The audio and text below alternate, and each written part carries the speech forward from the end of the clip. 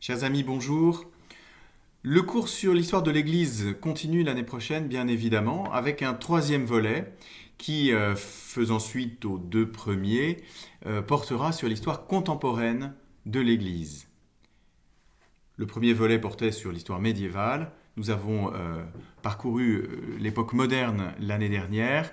Et donc, notre histoire reprend à partir de la Révolution française et de la rupture considérable que celle-ci introduit dans le rapport entre les sociétés occidentales d'abord et puis les autres aussi, avec le fait religieux.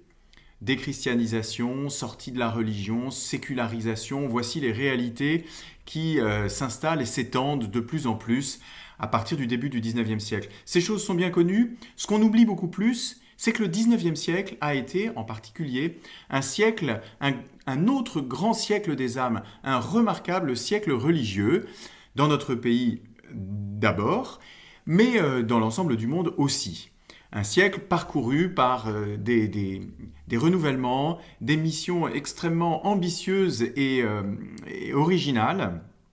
Et c'est donc une histoire qui est, je dirais, heureuse à raconter et à parcourir. Vient ensuite le XXe siècle que je n'ai pas besoin de présenter. L'histoire, notre chapitre se terminera avec le Concile Vatican II et l'ouverture que celui-ci représente. Donc il est en prise évidemment avec toutes les questions théologiques que vous traitez par ailleurs. Voici très rapidement donc le programme de l'année prochaine. Je regrette de n'avoir pas pu être avec vous pour le présenter. Je vous remercie de votre attention et à la rentrée. À très bientôt. Merci.